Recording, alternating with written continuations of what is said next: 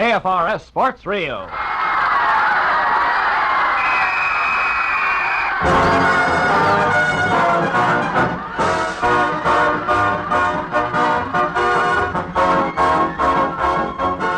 It's the AFRS Sports Reel. 15 minutes of highlights and sidelights from the sporting scene brought to you by the nation's top-flight sports commentators. With us today are Bill Brandt and Bob Kelly.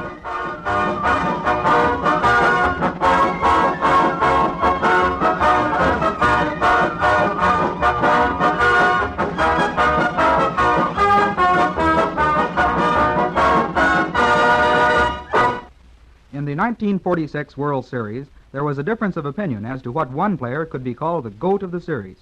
Bill Brandt says this wasn't the case at all back in 1917. Here's a GOAT story, G-O-A-T, the all-time #1 World Series GOAT. Nobody close. There's always a hero and always a GOAT. It's an old World Series custom. Sometimes it's hard to find the right GOAT. There's a lot of candidates. But this time, 1917, only one answer, Heine Zimmerman. Yes, nearly everything else about that series is long ago forgotten. Even Red Faber's 3 victories, 1 pitcher in 1 series. Everything except Heine Zim and his immortal gallop to glory. But it's the wrong kind of glory. Let's look at it. And here we are at New York's Polo Grounds, October 15th, 1917, the 6th game of the series. The White Sox have the edge in games 3-2. But here in New York, the Giants hold the edge, a big edge, 2 games, both won by the Giants, and both shutouts. The White Sox so far in this series have not even scored a single run here in New York. Their first shutout was by Rube Benton, Giant southpaw from Clinton, North Carolina. And here's Big Benton today, pitching for the Giants, going into the 4th inning, heading for another shutout. If Rube makes it, it ties up the series, 3-3. It's Benton against Faber, 0-0 after 3 innings. And here comes the 4th. And here goes the Benton shutout. And here also goes the ball game. And goodbye, World Championship. But it's not only here goes, but how it goes. This is the story that lives down the years. That first run scored by the White Sox in the last game of the series. Here we go. First White Sox batter, Eddie Collins. Yes, Collins of the Hall of Fame. General Manager Collins of today's Boston Red Sox. In 1917, Eddie's socks are white. And here's the pitch. Collins rolls a grounder to second base. Right at the Giants' third baseman, Heine Zimmerman, a New York City boy. The throw to first, it's wild, it gets away. There goes Collins to second base, safe. Next batter, Joe Jackson, Shoeless Joe from Brandon Mills, North Carolina.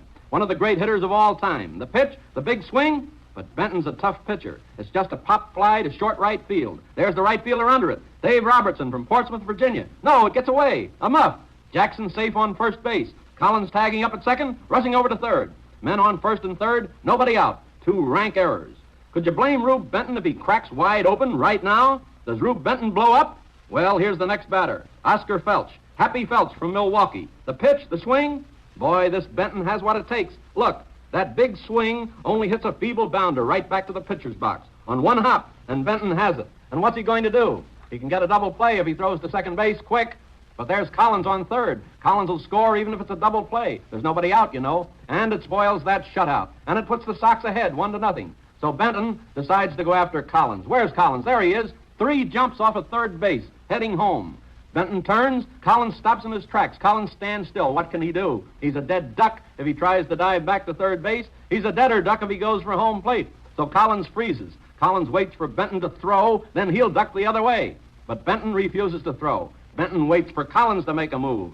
Everybody else in the ballpark's moving, either moving or yelling. Jackson and Felch are running for their bases. Giants are running and yelling both. The whole ballpark full of fans is screaming. But Benton looks at Collins, and Collins looks at Benton. Then Collins moves, but it's neither one way or the other. It's just a move of the arm. Collins waves his arm to Jackson and Felch. Look at them over behind Benton, running for their bases. Collins waves, hurry! And that sudden wave of Collins' arm brings action from Benton. Benton throws the ball to third base, to Zimmerman. Now Collins jumps the other way for home plate. But Zimmerman has a flying start. Zimmerman is after Collins with the ball, tries to tag him out. But Eddie Collins in 1917 is the fastest man alive on a baseline. Collins gathers speed with every stride. Zimmerman gets close enough for one more slap at Collins, almost tags Collins, but after that miss, there's no more chance. Step by step, Collins opens up distance. Collins is a step and a half ahead when they both cross home plate. A run for the White Sox. Their first run in New York this whole series. And there's Zimmerman, standing on home plate, slapping the ball in his glove. What else can he do with it? Jackson is on third. Felch is on second. The umpire calls time. And now the 50,000 fans are filling the air with that awful sound, the rhubarb chorus, a howling serenade of ridicule and jeers. And there's Heine the Zim, standing on home plate and taking it all alone by himself. It's his own home grounds in his own hometown, and there he stands on home plate, the GOAT. Well, that's the breakup of the series. The next thing's a single by Chick Gandil. Jackson and Felch go across the plate. It's 3 runs for the Sox in this 4th inning, and they win the game, 4-2, and that ends the series, 4 games to 2. The White Sox are world champions, and Zim is the GOAT. Thank you, Bill Brandt. We'll listen for one of your famous once-in-a-lifetime yarns later in the show. But first, here's Bob Kelly and a story about a truly great golfer. Take it away, Bob. Walter Hagen will ever be remembered for his golfing deeds. Even though he may be an old gaffer with his golden past behind him, he probably can still bounce out on the green, lush fairways and knock off a sensational round of golf against the world's best players today. What memories go swirling by at the mere mention of the name of Walter Hagen? One will never forget the first time Hagen went to England. He'd never been east of the Ambrose Lightship before, but because he had cleaned up everything in golfing sight in this country, he went across the bounding sea to match drives with the Vardens, Braids, and other such golf immortals who were the head men of golf at that time. No American before had ever been successful at St. Andrews. Englishmen had crushed them quickly every time some American showed his head on English turf. For the ancient game of golf up to that time was all English, and so Britannia ruled the fairways with a stern golf hand. But that hardly bothered the brash rookie, Walter Hagen. He arrived there, and his first remark was, "I'll chase all you bums into the Atlantic Ocean." I never saw an Englishman yet who could play golf or anything else, for that matter. And so what happened? The boastful Hagen was soundly trounced and sent back home to the States.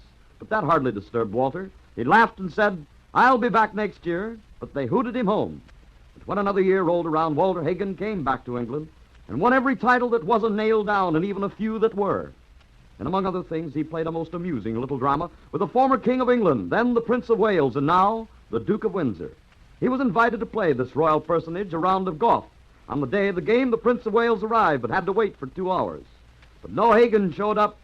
Finally, as the prince was about to pack up his clubs and go back to his castle, Walter Hagen breezed along in a big fancy Rolls-Royce limousine.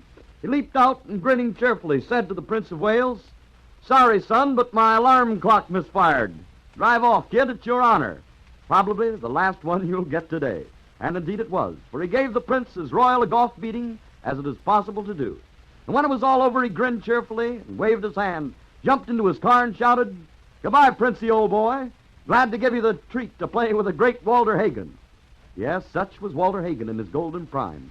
His every move was splashed with large dabs of bright color and breathless moments of thrills. Indeed, he was one golfer who will never be forgotten whenever the 19th hole is played. Thanks to you, Bob Kelly. Now here's Bill Brandt with a tale about the first college football game of all time. It took place in 1869, 77 years ago. In 1946, Princeton mauled a visiting Rutgers team 14-7. But it was a different story, that first of all collegiate football games. In '69, it was across New Jersey at New Brunswick on the Raritan River, Rutgers. And Rutgers won that one 6-4. And they rang the bell on top of Queens College, victory. And that old bell's also ringing out the birth of intercollegiate football, a sport destined to step up top. #1 in America every time the autumn leaves turn to gold. Down the years after that, the game of football grew big and tall, and it spread from coast to coast. Rutgers played Princeton again and again, but the old bell never rang. Why? Because it's always victory for Princeton. The old bell had nothing to say.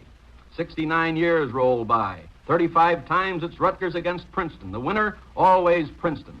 Now it's 1938. Rutgers has a new stadium and a new coach, a big, firm-jawed coach named Harvey Harmon. He learned football from Pop Warner at Pitt. He coached Haverford and Sewanee in Pennsylvania. Now here in 1938, Harvey Harmon's moving in at Rutgers. And it's dedication day for the brand new stadium, November the 5th. The actual birthday of football was the 6th, but in 1938, the 6th is Sunday. And this birthday party here at Rutgers is really a triple header. The new stadium, the game of football, and the new coach. Yes, it's Harvey Harmon's birthday, too. How about a present for the coach? Victory over Princeton. Oh, that's a large order. Princeton's a higher league. Rutgers, just a country cousin upstate. No chance. Up in a little booth near the press box, a warm booth with glass windows, here's George H. Large, Rutgers old grad, class of 1872. George Large played in that first football game of all time, back in '69. He's the only man alive who ever saw Rutgers beat Princeton. He can say, "I was there." The only man alive who ever heard the bell, that old bell on top of Queens College. And now it's the kickoff, and it looks as if George Large is going to continue to be the one and only. Look, Rutgers is pinned against their own goal line. A kick. It's blocked. Princeton's ball on Rutgers' 7-yard line. Here's a flying tiger, Jack Daniel from Jacksonville, Florida. An end-around play. There he goes. Touchdown. No extra point, but it's very early. There goes a big 6 up on the board for Princeton. Yes, that long lane, 69 years, always leading to victory for Princeton. Guess that lane won't ever turn. But Rutgers has a halfback from Brooklyn, Art Gottlieb. The kickoff, Art Gottlieb gets it. He's off the 30, the 40. He's across midfield, all the way to Princeton's 40-yard line. Now Gottlieb fires a forward pass, complete. It's to Parker Staples from Dedham, Massachusetts. He takes it to Princeton's 8-yard line. Come on, Rutgers! The lineup, it's the Rutgers fullback, Bill Tronovich from Norwood, Massachusetts. Into the line, 5 yards. Now Tronovich again. He's over. Touchdown. Now the try for point. The kicker, Len Cook, Rutgers left tackle from Amityville, New York. Good. Rutgers 7, Princeton 6. Get ready, bell. The roar of the crowd makes the old bell quiver a bit in the tower. But now that's too good to be true. Here's the Tigers snarling. Here's the second period. The Tigers claw their way up the field. It's a pass. Daniel gets it. Rutgers' 5-yard line. He's down. There's the ball jumping out of his arms. It's over the goal line. And a swarm of players on top of it. And they're mostly Tigers.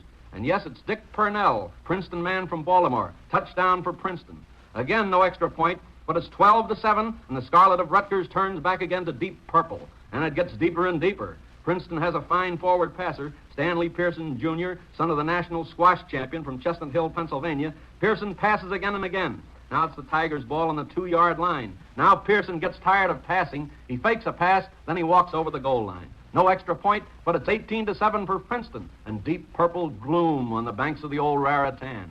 2 minutes to play in the first half. Now the new Rutgers coach sends in a new set of plays. Look at Rutgers go. 9 plays, 62 yards. Now a pass, complete. The ball on Princeton's 1-yard line. The Rutgers passer now is Herman Greif, a New Brunswick local boy. He fakes a throw, then he dives at the line, the gun. End of the half, but Greif's over. The play was on when the gun went off. It counts. So it's Princeton 18, Rutgers 13. And it's that way all through the third period. A red-hot battle, no score. And the fourth period grinds away. It's nearly over. Here's Rutgers punting from midfield. A muff. Rutgers gets the ball on Princeton's 12-yard line. Now Gottlieb is passing again for Rutgers. 3 blanks. Now it's 4th down. There it goes. Another pass. Complete. To Jack Mullen in the end zone. Touchdown for Rutgers. And the extra point. Now it's Rutgers 20, Princeton 18. Now the Tigers snarl back with super Tiger fury. The gun! That's all. Game's over. And the crowd stampedes. It rolls over the field and it buries the Rutgers bench. And it showers congratulations on the Rutgers coach. His birthday punches 100 for every year of his life. But listen. Bing, bong. It's a bell. Hey, it's the old bell on top of Queens College. It never rang for 69 years. That's a long time for a bell to hold its tongue. But there it is. Music for the triple birthday. The game of football, Rutgers' new stadium, Rutgers' new coach, and something extra. Victory over Princeton. The first time in 69 years. The first since 1869. And how about George Large, Rutgers, class of 72? The only man alive from that 1869 Rutgers team. He can say, I'm the only man who ever saw Rutgers lick Princeton. I'm the only man who ever heard that bell. Well, here's George Large now. And he looks out across the treetops at the old Queen's Tower, the bell, and he says, old girl, you and I, we're the only ones who ever saw it happen twice.